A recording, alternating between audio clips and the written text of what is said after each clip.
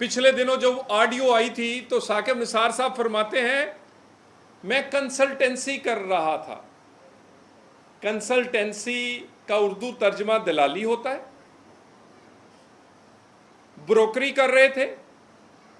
Consultancy छुप छुप के करते हो, सामने आओ ना, खड़े हो जाके जमान पार्क में। तुम आप सबकी घरवालियां तो जाती हैं, औरतें जाती हैं, आप भी चले जाया करें। हिम्मत करें ना, सामने आके कहें कि आप लोग उसके स्याह और उसके सफेद इमरान खान के साथ खड़े हैं और आप हिस्सेदार हैं उस तमाम हालात के जो इमरान खान को लाने में और इमरान खान को यहां तक पहुंचाने में आप जिम्मेदार हैं, और जो उसमें से मिलता है उसमें आपको हिस्सा मिलता है। टिकटें बिक रही हैं। वाह, पहले आई थी ऑडियो 1 करोड़ रुपए की मुलाकात, अब पता चला 1 करोड़ 20 लाख की टिकट। यानी देखें, रेट निकाले हुए हैं। ये कंसल्टेंसी की फीस जो है टिकटें बेच के पूरी की जा रही है। कंसल्टेंसी बाप करता है और उसकी पेमेंट जो है वो टिकटों की सूरत में बेटा कह रहा है, और वो आपके कैमरों के सामने मैं उसको कहता हुआ, लेकिन मजबूर हूं मैं, कह रहा है तुम बन जाओ, मेरे लिए बन जाओ। ये जो लफ्ज तुम इस्तेमाल कर रहे हो, इसी तरह ही तुम्हारा वालिद बनता रहा है इस इमरान खान के लिए। खुदा का खौफ, ये ऑडियो है, ये मेरे अल्फाज नहीं है। ये चीफ जस्टिस ऑफ पाकिस्तान जो मुल्क के रहे उनके बेटे के अल्फाज हैं। और उसके बाद क्योंकि आप किसी के सास हैं, आप किसी के बेटे हैं, मेरे जैसा हो तो तौहीन अदालत में सुबह कटहरे में बुला लिया जाए।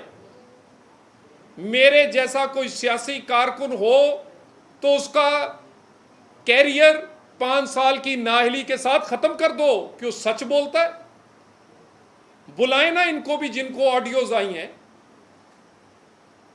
क्या ये तौहीन नहीं है?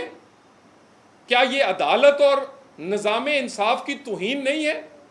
क्या ये धब्बा नहीं है? क्यों इनको नहीं पूछा जाता? क्योंकि मैं कमजोर हूं?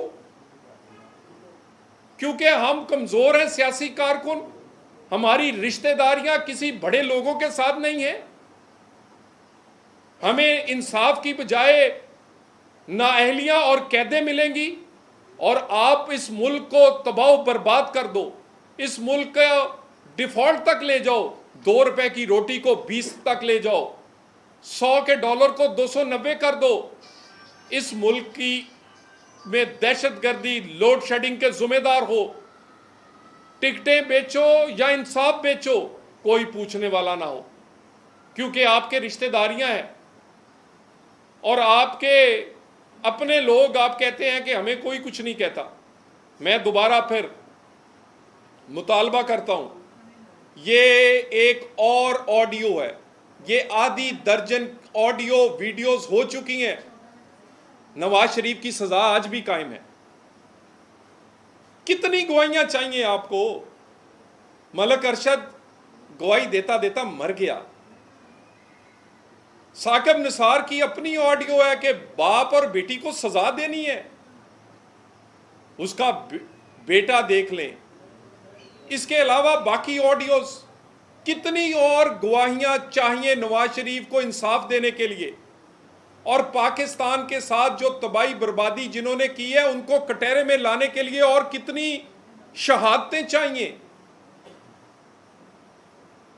ये शहादतें आती रही और आप आंखें बंद करें, तारीख तो माफ नहीं करेगी। तारीख तो किसी की रिश्तेदार नहीं है। तारीख लिखेगी कि इस मुल्क से घिनौना खेल 2017 में उस वक्त खेलना शुरू हुआ जब Saqib Nisar chief justice of Pakistan की कुर्सी पर बैठा। इस मुल्क हंसते बसते मुल्क के साथ खेल उस वक्त शुरू हुआ और आज इस मुल्क के उस खेल का से इस मुल्क का ये अंजाम हुआ है। सो इन ऑडियो वीडियोस का नोटिस होना चाहिए। सो मोटो पूरी अदालत को पूरे को बैठकर इस पर फैसला करना चाहिए। कोई भी बातचीत की जो मसला 2017-18 से शुरू होनी चाहिए, क्योंकि ये मुल्क इस हालत में 2017 से शुरू होने वाले खेल से पहुंचा है। सो इन ऑडियोज का नोटिस होना चाहिए, इन पर सज़ा और जज़ा होनी चाहिए और लोगों को मुबारक हो। हम जो कहते थे कि ये बाबा रहमते नहीं, ये बाबा ज़हमते है, आज अल्हम्दुलिल्लाह ज़माना गवाही दे रहा है।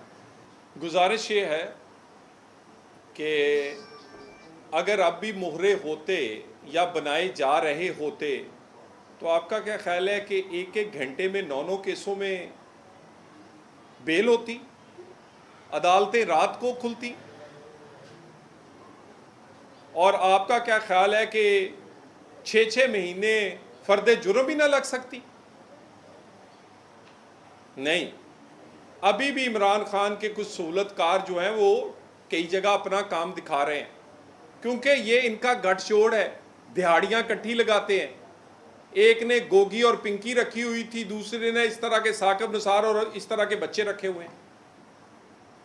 सो ये हम तो एक फेयर एंड फ्री इलेक्शन की बात करते हैं, और फेयर एंड फ्री इलेक्शन की तकलीफ ही इमरान खान को इसलिए है कि उसे पता है कि फेयर एंड फ्री में उसकी ज़िंदगी में वो कभी कामयाब नहीं हो सकता। जब तक साकिब निसार जैसे लोग चीफ जस्टिस ना हों, जब तक वो इनकी इंतखाबी मुहिम ना चलाएं, उनके मुखालफों को नाहिल ना करें, खान साहब को सर पे ना बिठाएं, उस वक्त तक तो ये खान साहब कभी कामयाब हो ही नहीं सकते।